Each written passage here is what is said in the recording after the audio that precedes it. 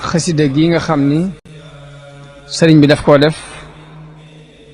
tënke ko fi shahri ramadana aama alsasin mu wax ni sunu borom tabaraka wa taala dafa bégal ñi siyaare si kii woy xasida gi li abonné leen ci seen chaîne YouTube bi ñuy wooyee Télé Mouride International programme mu weeru koor gi du yem ak benn programme ci chaîne yi nekk ci Sénégal gi yëpp ba mu daj waaw dañu leen indil ay waxtaan yoo xam ni histoire lay doon ci yeneen yi commencé ko ci gën def Seydina Muhammad sallallahu alayhi wa sallam Seydina Moussa Seydina Youssouf ak yeneen yi nga xamante ni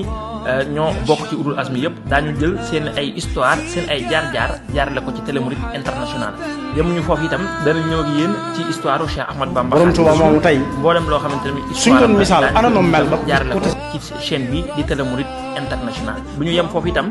daañu indi yeneen i xeetu jàngale maanaam ay borom yi xam-xam yoo xamante ni daañu jàngale ana naka la ñuy am na ci ñoo xam ne buñ xasee ba woo daañu ci indi ay waxtaan yu am solo ak ay xeetu documentaire yoo xam ne daañu ko def jégleel ko borom xam mbokk yi kon nag bu ko kenn wuute yéen ñëpp abonné leen gaaw ci chaîne bii di Télé Mouride International su ko defee ngeen daal di aimé vidéo bi te partagé ko yéen ñëpp ngeen abonné te xaar koor gi programme bu riche moo leen di xaar ci seen chaîne YouTube bi di Télé Mouride International. bégal googu mu leen bégal nag ci la woye xasida gi ngeen jot li leen mbégte moom yi bashara allahu tabaraka wa taala zuwaara naadimi hadihi alqasida wa gayrahum min almuminina walmuminati maan fi shahri ramadana hama alsasin muy ci weeru koor atum 1331 ci gàddaay gi ci la defe woon xasida gi wax ne sunu borom bégal na ñi ñëw di ziyaare si ki woy xasida gi ci weeru koor mbégte moomu Sëriñ Tuubaa jottali leen ko mi ngi tàmbali xasida gi ci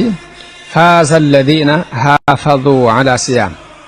shahrin bihi ughliqa baabun lil iyam mu ni ñi nga xam ni wattu nañu di woor weeru koor texe nañu ndax weer la woo xam ni dañ ciy tëj bépp buntu ayib bépp buntu bu war a mën a indil nit ki ayib dañ koy tëj ci weer woowu kon ak texe ñeel na ñi nga xam ni wattu nañu weer woowu ci woor ko daal cay teg ni yaraw na afdala futurin fil xubur danañ gis ngën ji ndogu buñ duggee ci seeni bàmmeel wa fil qiyaamati ak buñ demee ba ca bisu taxawaay ba danañ fa gis ngën ji